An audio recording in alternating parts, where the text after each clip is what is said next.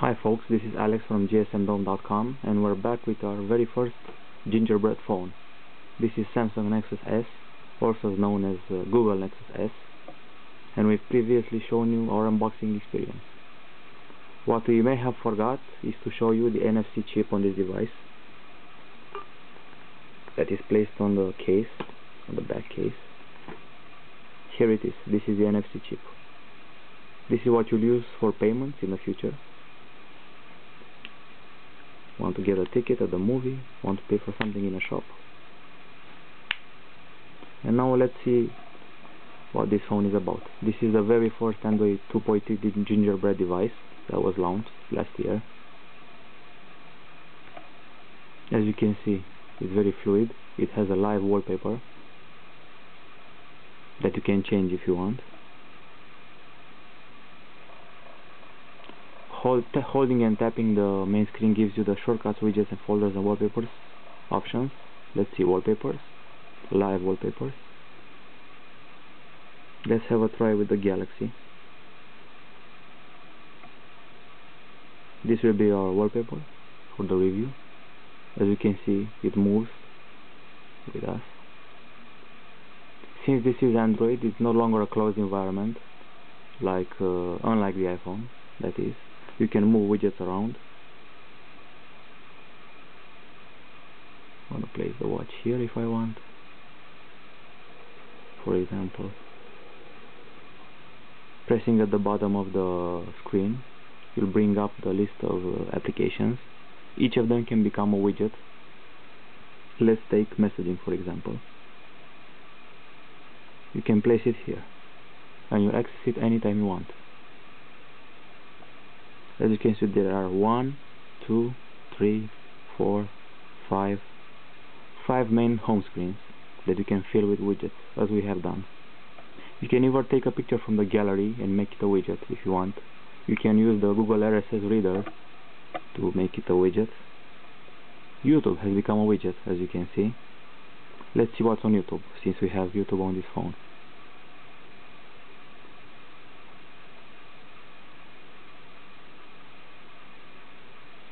It could take some time to load. Our connection is not that bright.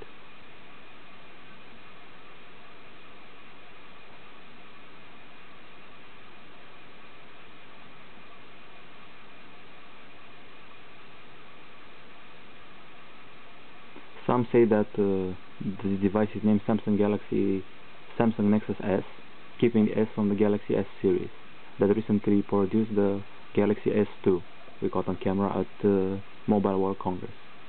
So this is related to the Galaxy S. It's a very light and compact device. It started.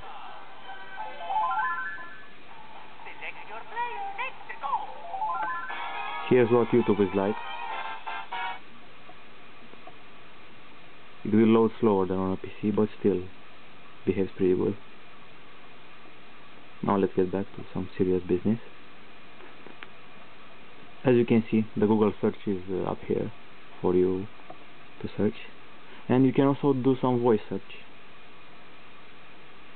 Lady Gaga.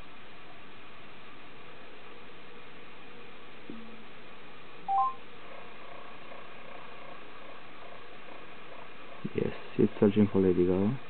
Found some results on Google, which reminds us that we should show you the browser in a minute now.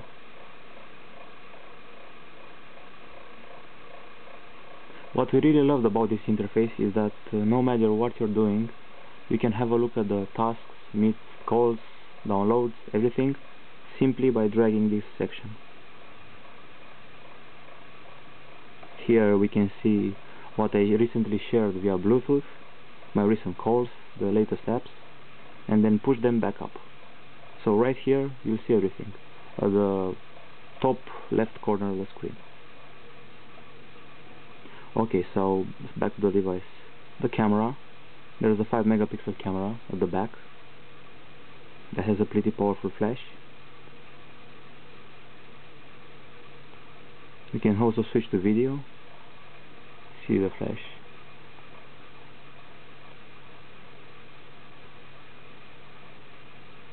Gmail is also present. integrated with separate email for other clients. Of course, there's a browser. Let's see some CNN.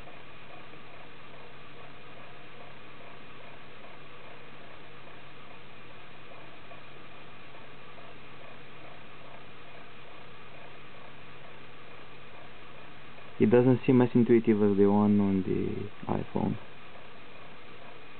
or any Windows Phone 7.4. So let's see CNN loading.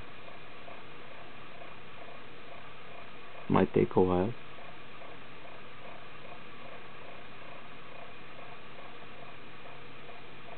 This is the mobile CNN version that's loaded. There's a nifty zooming tool right here at the bottom. You can use your fingers to zoom, but you can also use this tool and go more in depth.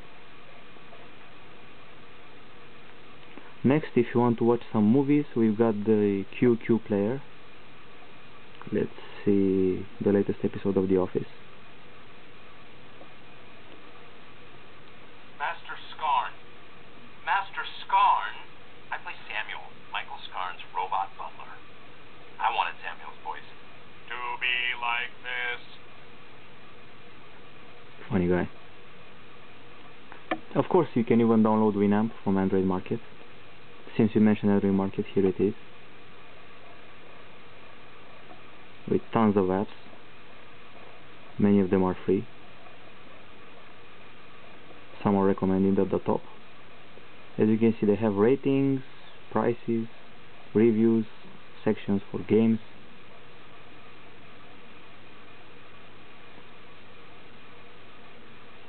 Right now we're going to show you a bit of cut and paste. So let's go back to the browser. Let's see. Go back to Google. Tap and hold pressed. You can see there's a small mechanism up here now. And we tap again. Text copy to clipboard. Now we're going to the messaging. Compose the message. Hold press on tab to compose and paste. And now we have what we took from the browser with cut. Of course, you can also have games on this device. A good old Zuma.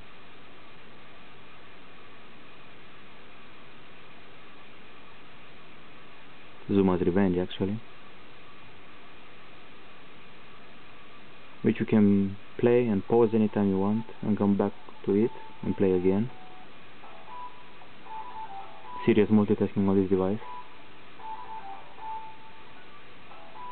Of course, you know Zuma, no explaining to do required. Just shoot color balls at other color balls. Everyone's favorite pastime. Now we're going to see a little bit of the gallery.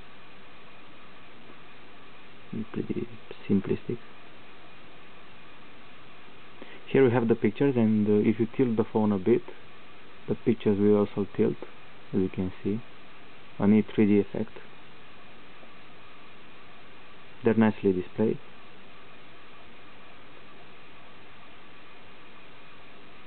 This device takes pretty good pictures for a 5 megapixel camera. Actually, very good. Now let's see a bit of Google Earth.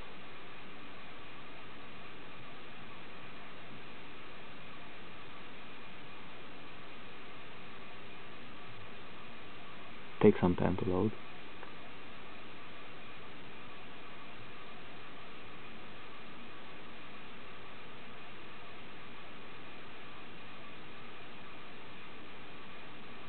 The entire suite of applications is available here.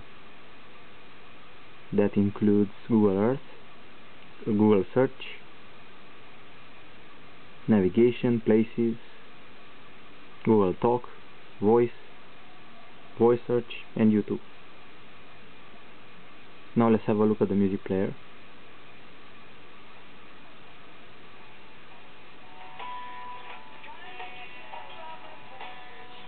This is some sneaker pimps, and this is the list of the album, the track list of the album.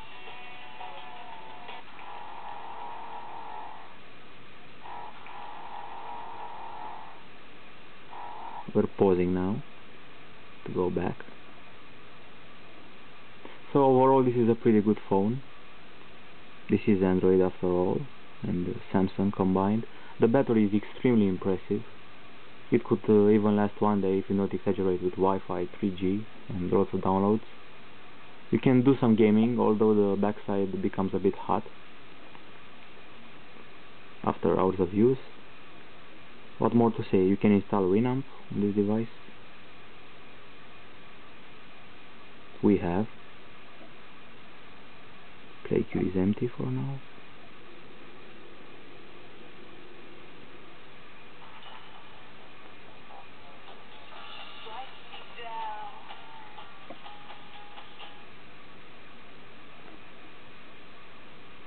There are tons of apps that you'll see for yourself.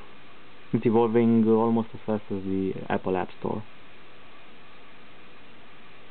There's another mechanism we must show you.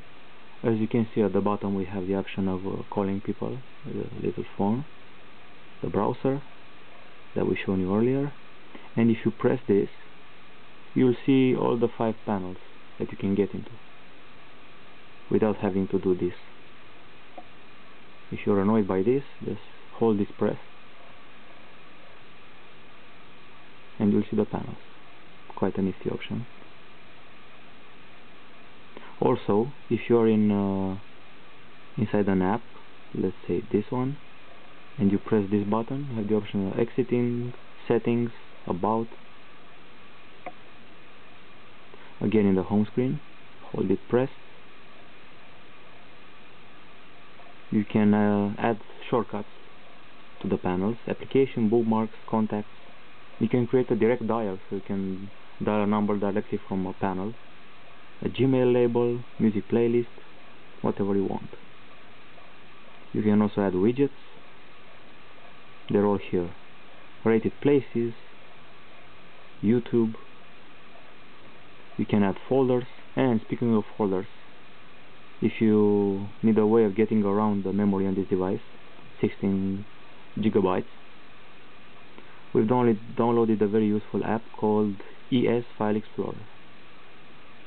You can see everything on this device is divided into folders and shown here. If you get into a music album, for example, you can directly play it, play one song, choose the app. This applies to movies as well, but it's very nice to gain access to every file you have on the phone. You can also gain access to the file on your LAN or FTP or via Bluetooth. Here you can activate Wi-Fi, Bluetooth and every other option of your phone. You can change the brightness of the device.